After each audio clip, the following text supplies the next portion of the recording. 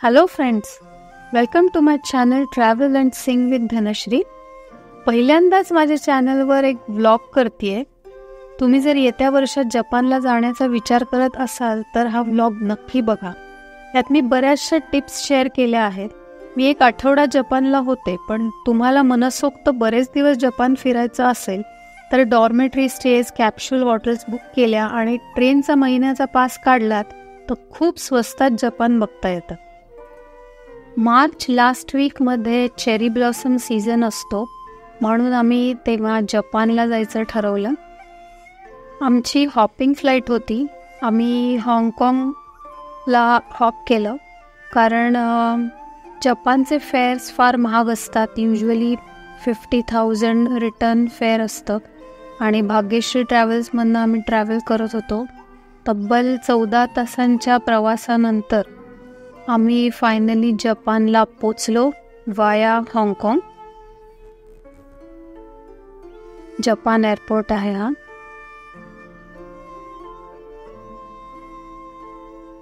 मला खरं तर मुंबईचा एअरपोर्ट खूप आवडला. तर आम्ही जपानमध्ये उतरलो आणि टोकियोमध्ये पहिल्यांदा गेलो. अतिशय छोट्या छोट्या रूम्स असतात, कारण खूप लोकांना तिथं अकोमोडेट व्हायचं आहे जपानमध्ये, टोकियोमध्ये कॅपिटल असल्यामुळे. त्यामुळे असे जेमतेम 2 लोक झोपू शकतात आणि 2 बॅग्स मावू शकतात एवढ्या छोट्या छोट्या रूम्स तिथे मिळतात. त्यात सगळं काही असतं, गरजेची सगळं सामान असतं, पण रूम्स अतिशय छोट्या असतात आणि पब्लिक टॉयलेट्सपासून हॉटेलच्या टॉयलेट्सपर्यंत खूप अद्ययावत टॉयलेट्स आहेत. म्हणजे हीटेड सीट, खूप प्रकारचे त्याच्यातनं टोटोज म्हणजे स्प्रिंकलर्स अवेलेबल असतात. दुसऱ्या दिवशी आम्हाला खूप एक्साइटमेंट होती की आम्ही फ्युजीला जाणार आहोत, माउंट फ्युजी. पण क्लायमेट इथून टोकियोवरनंच खराब दिसत होतं, त्याच्यामुळे टोकियोतनंच फ्युजी दिसतो पण आम्हाला सतत क्लाउड कवर हा दिसत होता. आय वॉज प्रेइंग की काहीतरी फ्युजीत होईल, पण आम्हाला सकाळी दिसलं नाही. आमचा गाईड अकी फ्युजीचं महत्त्व सांगतोय आम्हाला. तो टाऊन आला, रस्त्यात आम्हाला जपान दिसत होतं, काही पार्क्स दिसत होते छान. पण हे आता क्लिअर झालं होतं की आम्हाला एवढा ट्रॅव्हल करून आणि एक आजचाच फक्त दिवस अवेलेबल आहे. फर्स्ट स्टेपलाच प्रचंड स्नो दिसतोय इथं फ्युजीमध्ये. हा फ्युजीची प्रार्थना गातोय अकी.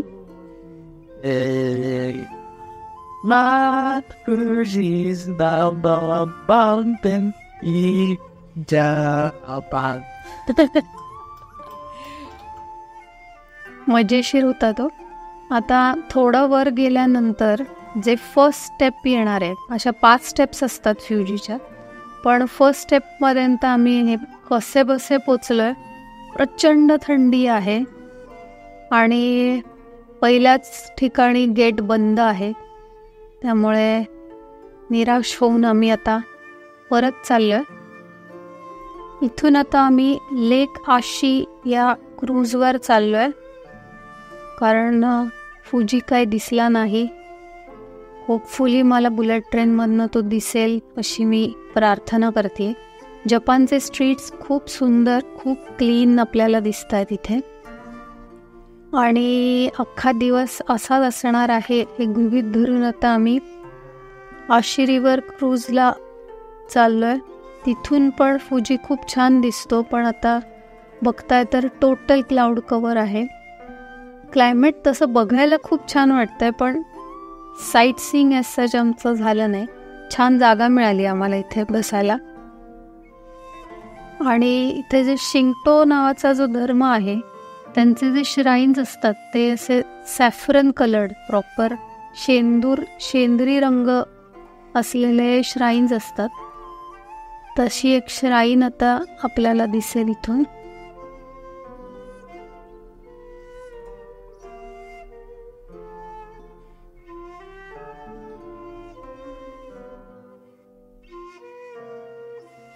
आणि या आत्ता मी रोपवेवर पण जाणार आहोत थोड्या वेळाने. क्रूज झाल्यावर.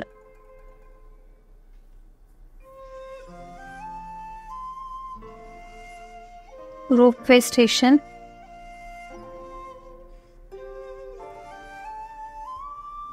हाकुने ओवाकुडानी रोपवे असं याचं नाव आहे. पण खूप मजा आली आणि काही वेळानंतर पूर्ण ती रोपवे धुक्यात गेली आहे.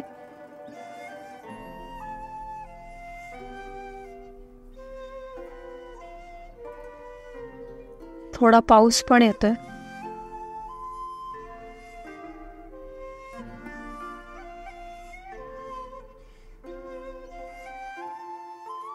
सल्फर स्प्रिंग्स आहेत आणि तिथे अशी अंडी बॉईल करतात जी काळी होतात आणि हे एक अंड खाल्ल्यावर तुमचं आयुष्य 7 वर्षांनी वाढतं असं इथे एक प्रसिद्ध आहे. आणि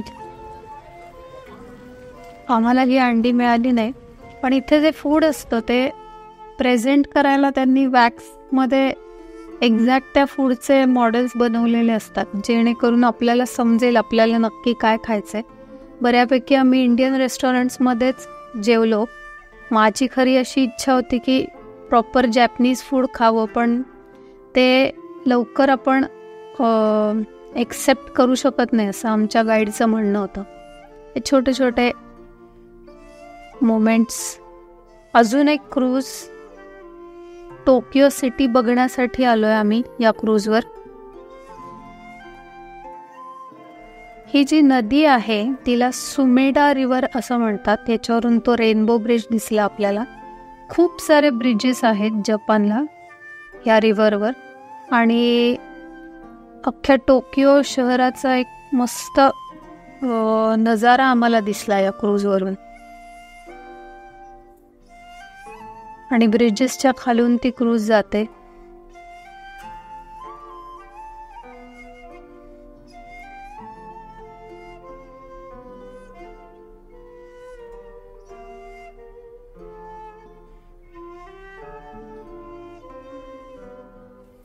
खूप क्लीन आणि सुंदर शहर आहे.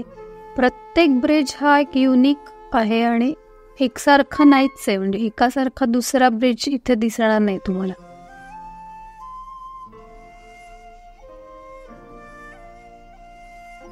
आता आम्ही आसाकुसाच्या एरियामध्ये आलोय, जे जपानचे सर्वात जुने टेम्पल्स आहेत इथे.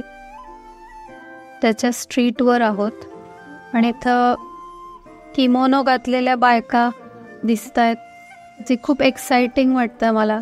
फक्त टीव्हीतच बघितलं इतके दिवस असं. पण पावसाने अजूनही खूप निराशा केली आहे. थोडेफार चेरी ब्लॉसम्स दिसत आहेत खरं तर, पण पूर्णपणे ती झाडं फुललेली नाही आहेत. इथल्या लोकांच्या म्हणण्यानुसार एका आठवड्याने चेरी ब्लॉसम्स येतील. अकी आम्हाला गाईड करतोय. अतिशय सुंदर टेम्पल्स आहेत हे, आणि हे कॅम्पस त्यांच्यासाठी खूप होली, खूप धार्मिक भावनेने लोक येतात इकडे. किमोनोज घालून मुली इथे फोटो काढायला येतात. त्यांची आज निराशाच झाली असेल खरं तर. इकडे पावसाची सोय म्हणून त्या पन्हाळीमधून सुद्धा एक वेगळ्याच स्ट्रक्चरमध्ये ते पाणी पडतंय. इथलं एक फेमस शॉपिंग स्ट्रीट आहे या टेम्पल्सच्या बाजूला, जिथे आपण फॅन्स, छत्र्या असं घेऊ शकतो. हा त्यांचा देव आहे, जिथे मूर्ती वगैरे काही नाही आहे, फक्त एक स्थळ असतं, धार्मिक स्थळ, जिथे जाऊन आपण प्रे करू शकतो. आपल्याच सारखं तिथे कॉइन्स असे उडवून त्या पेटीत टाकतात आणि मनातल्या इच्छा मागतात.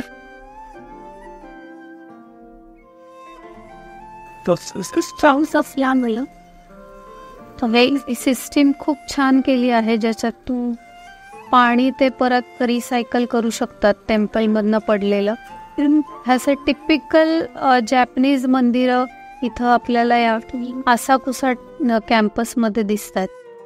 ही त्यांची ट्रेडिशनल, जुने जेव्हा वाहनं निर्माण झाली नव्हती तेव्हा असे ओढण्याच्या गाड्या असायच्या. त्या गाड्यांवर फोटो काढू शकतो आपण. हे टोकियोचे स्ट्रीट्स आहेत. इथे काही झाडं आम्हाला दिसली चेरी ब्लॉसम्सची, पण एवढा पाऊस आणि एवढी थंडी असल्यामुळे आम्ही टोकियो टॉवरला आलो आता. आणि तो पण आम्ही जसं जसं वर जाऊ तसा तो टॉवर धुक्यात गेला, पण फायनली आम्हाला इथून व्ह्यू खूप सुंदर दिसला टोकियो टॉवरचा. खाली टोकियो शहर, एक स्कायवॉक सारखे छोटे असे पॉकेट्स आहेत ज्यांनी आपण खाली डायरेक्ट बघू शकतो. थोडं स्केरी असतं हे, पण मजा आली. आता दुसऱ्या दिवशी जेव्हा खूप चांगलं क्लायमेट होतं तेव्हा आम्हाला बसच्या विंडोमधनं फुजी दिसत होता. पण आम्ही आज चाललोय हिरोशिमाला आणि the famous Japanese bullet train मधून आम्ही हिरोशिमाला चाललोय. आय एम व्हेरी एक्सायटेड, कारण 300 किलोमीटर पर आवरनी ही गाडी जाणार आहे आमची. आणि होपफुली मला बुलेट ट्रेनमधनं फुजी दिसणार आहे. एक गेली, आता आमची दुसरी ट्रेन आली आहे. विमानासारखेच सीट्स असतात, अजून स्पेशियस असतात या बुलेट ट्रेन्समध्ये. आणि येस, काही अंतर गेल्यानंतर दिसलाच मला तो माउंट फुजी. आणि खरंच का लोक एवढे क्रेझी आहेत या माउंटनबद्दल ते समजतं.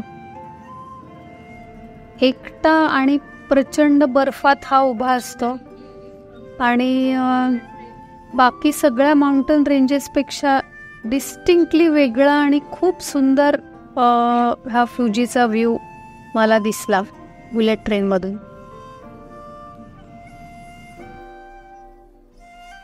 छोटे छोटे बंगले आहेत हे आउटस्कर्ट्सला. इथले बुलेट ट्रेन स्टेशन्स विमानासारखेच असतात, मेट्रो स्टेशन्स. आणि तिथे सगळ्या प्रकारची दुकानं, मॉल्स आणि अतिशय वेल ऑर्गनाइज्ड आणि क्लीन आहे. हिरोशिमात आल्या आल्या मला जॅपनीज आर्ट, बॉन्साय दिसलं. इथं ओरिगामी, बॉन्साय हे सगळे जपानी लोकांच्या आवडीचे विषय आहेत. हिरोशिमा हे शहर बॉम्बलास्ट नंतर परत बांधलं गेलंय आणि फिनिक्स सिटी म्हणतात याला. एवढं सुंदर वसवलंय त्यांनी. म्हणजे टोकियो कॅपिटल असून थोडं जुनाट दिसतं, पण हिरोशिमा एकदम चकाचक दिसतं आपल्याला. ब्रिजेसवर सगळे साऊंड प्रूफिंग आहेत.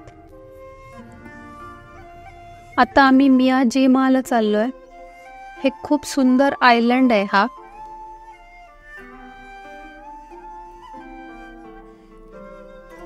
इथं मी सर्वात जास्त एक्सायटेड आहे ते इथले ऑयस्टर फार्म्स बघण्यासाठी. आणि फोटोजमध्ये इथले शिंगटो श्राईनचे खूप सुंदर फोटोज बघितले, तर तो एरिया पण मला बघण्याची खूप उत्सुकता आहे. हे ऑयस्टर फार्म्स असे दिसतात. पाण्यावर तरंगताना ते ऑयस्टर्स फार्मिंग इथले लोक करतात आणि तेच ऑयस्टर्स या आयलंडवर आपल्याला भाजून मिळतात. म्हणजे त्याच्यात वेगवेगळे सॉसेस टाकून ते आपल्याला सर्व करतात. मी पण खूप एक्सायटेड आहे ते खाण्यासाठी पण. आणि इथं डिअर्स म्हणजे हरिण हा प्राणी देवदूत असा समजला जातो, त्यामुळे त्यांना कोणीही हार्म करत नाही. इनफॅक्ट त्यांना एक खाण्यासाठी विशिष्ट बिस्किट्स असतात. हा शिंगटो श्राईनचा परिसर आहे. खूप सुंदर देऊळ आहे तिथे. इथे आम्ही खूप फोटोज काढले, ती श्राईन बघितली. आणि आता फायनली मी जाता जाता ऑयस्टर्स खाणार आहे. हे ऑयस्टर्स एकत्र असे भाजायला ठेवतात आणि आपल्या चॉईसच्या सॉसेसमध्ये ते आपल्याला गार्निश करून देतात. तर मी यांना बेझिल आणि ऑलिव्ह लेमन असं कॉम्बिनेशन द्यायला सांगितलं आहे मला. आणि याची टेस्ट बिलीव्ह मी, आधी मी थोडीशी अशी हे होते स्केप्टिकल की कशी असेल, पण मला खूप म्हणजे खूप ही टेस्ट आवडली. आणि त्यातलं ते ज्युसेस पण खूप आवडले. आम्ही दुसऱ्या दिवशी आता हिरोशिमामध्ये ॲटॉमिक बॉम्ब जिथे पडला त्या सेंटरवर आलो आहे. हे लहान मुलांसाठीचं पीस मॉन्युमेंट त्यांनी बांधलं आहे.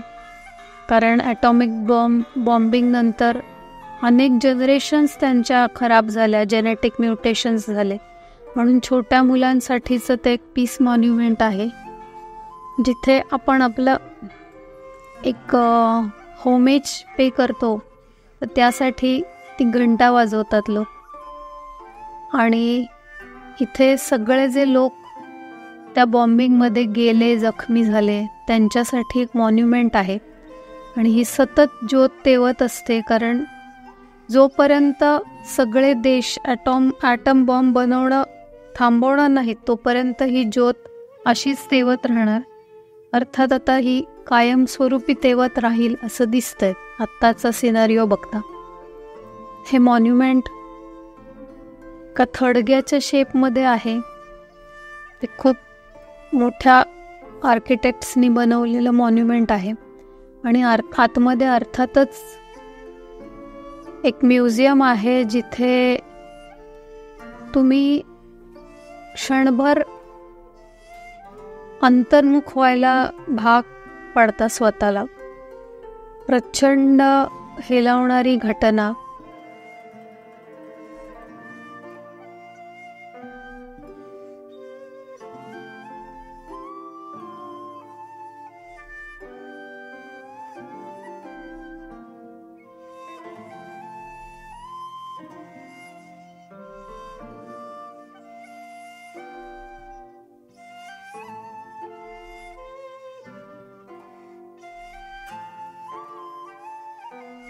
आधीचं हिरोशिमा आणि नंतरचं हिरोशिमा. पण आत्ता हिरोशिमा बघितल्यावर एकेकाळी असं काही झालं होतं याच्यावर विश्वासच बसत नाही. एवढं सुंदर त्यांनी ते पुन्हा वसवलं.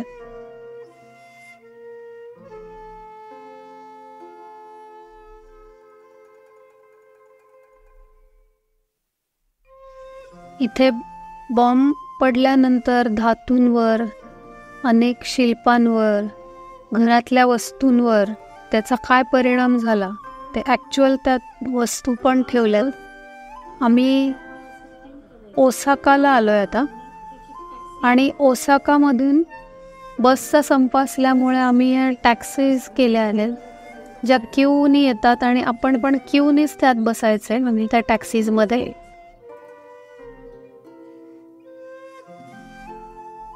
इथे डिस्टन्स आणि तुम्ही गुगल मॅपवर टाकून ते डिस्टन्स कॅल्क्युलेट करून तेवढे पैसे त्यांना पे करावे लागतात आधी. आणि मग तो माणूस आपल्याला त्या ठिकाणी सोडतो. आता आम्ही जेवायला चाललो आहे या टॅक्सीमधून. अतिशय सुंदर शहर आहे ओसाका. पहिल्यांदा आम्हाला होर्डिंग्ज आणि असे छान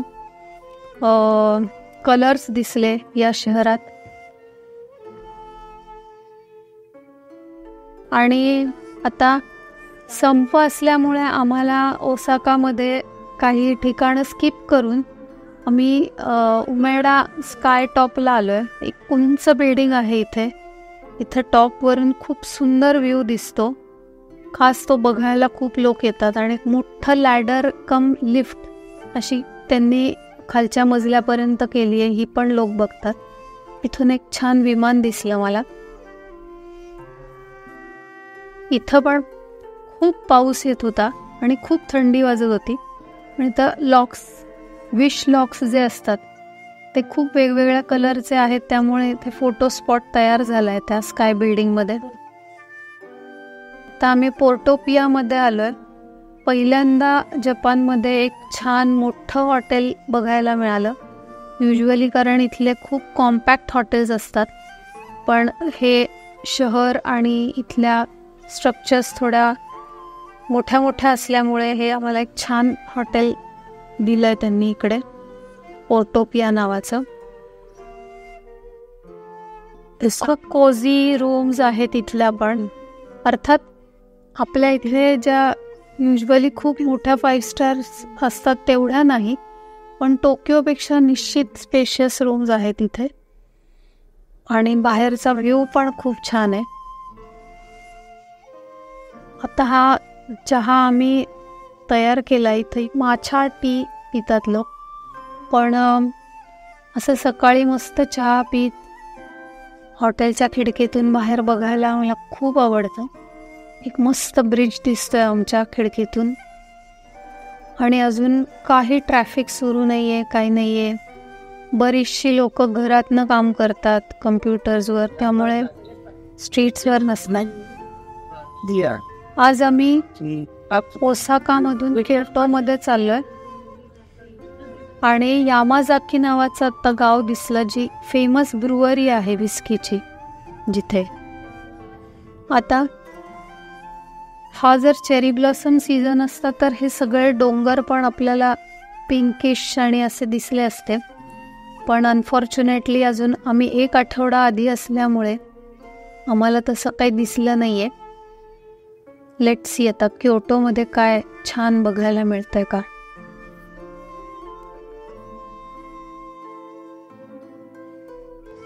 अराशियामा नावाच्या आम्ही एरियामध्ये आलोय. खूप सुंदर क्लायमेट आहे इथे आणि इथं आम्हाला थोडेफार चेरी ब्लॉसम्स म्हणजे साकुराचे ब्लॉसम्स दिसण्याची अपेक्षा आहे. थोडंसं गरम पण आहे रोजच्या पेक्षा. खूप थंडीतनं आम्ही जरा वेगळ्या वातावरणात आल्यामुळे आज खूप मी एक्सायटेड आहे. सगळे आज क्लायमेट बघता बाहेर पडलेत लोक आणि त्यांचे ट्रेडिशनल कपडे घातलेत काही लोकांनी. आणि बॅम्बू ग्रीवला चाललोय आता आम्ही.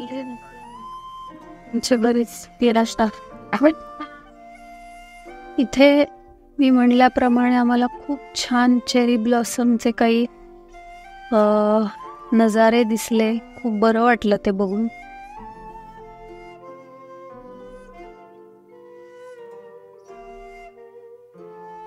ॲक्च्युअल बॅम्बू ग्रोव्ह आणि त्यातनं येणारा असा मंद प्रकाश खूप सुंदर दिसत होता.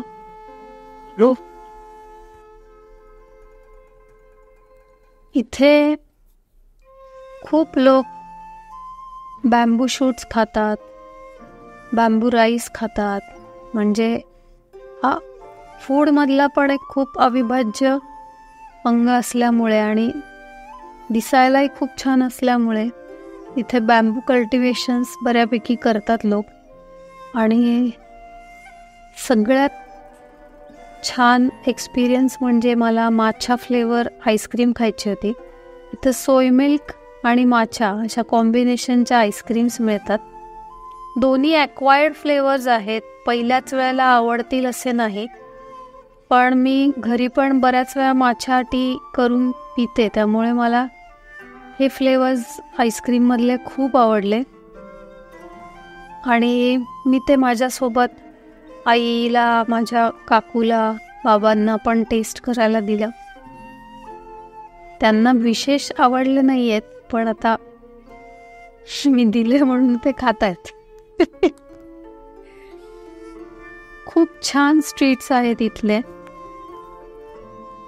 आणि खूप सनी वेदर. हे मार्केट प्लेस आहे आणि इथे पण एक एक शॉप इतकं सुंदर सजवलंय.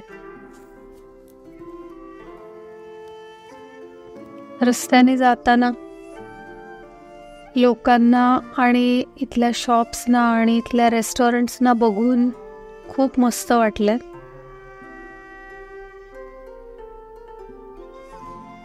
आता इथून आम्ही आलोय गोल्डन टेम्पलला. हे खूप फेमस जपानी गोल्डन टेम्पल आहे.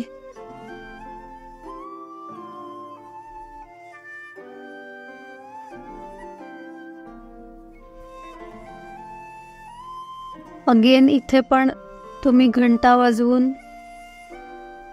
तुमच्या मनातलं काही सांगायचं असतं.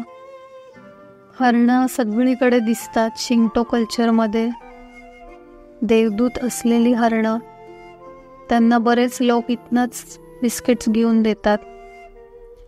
इथलं देऊळ आम्ही 3 मिनिट उशिरा गेल्यामुळे बंद झालेलं होतं. आपण एक लक्षात घेतलं पाहिजे की वेळा हे लोक खूप व्यवस्थित पाळतात, तशा आपणही पाळल्या पाहिजेत. सब चलता है असं सगळ्या जगात चालत नाही. इंडियन स्टँडर्ड टाईम जसा बदनाम झालेला आहे, त्याचा आम्हाला एक चांगला अनुभव इकडे मिळाला. अर्थात आम्ही ट्रॅफिकमुळे थोडे लेट झालो. आमच्या सहप्रवाशांपैकी एक जणांनी लेट केलं आहे, त्यामुळे पण लेट झालो. हे हरणांना खायला घालून त्या प्रेयर्स पोचवतात देवापर्यंत. इथे आम्हाला खूप चेरी ब्लॉसम ट्रीज दिसले, पण एकत्र जे अख्खे डोंगर बघतो आपण तसे दिसले नाही.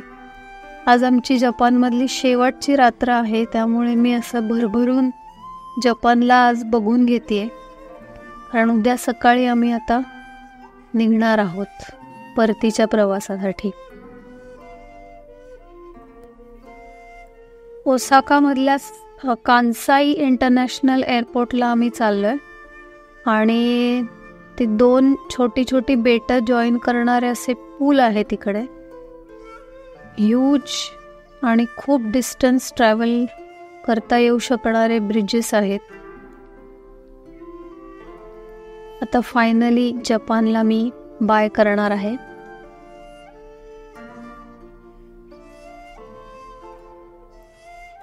कांसाई इंटरनॅशनल एअरपोर्टला आम्ही पोचलो.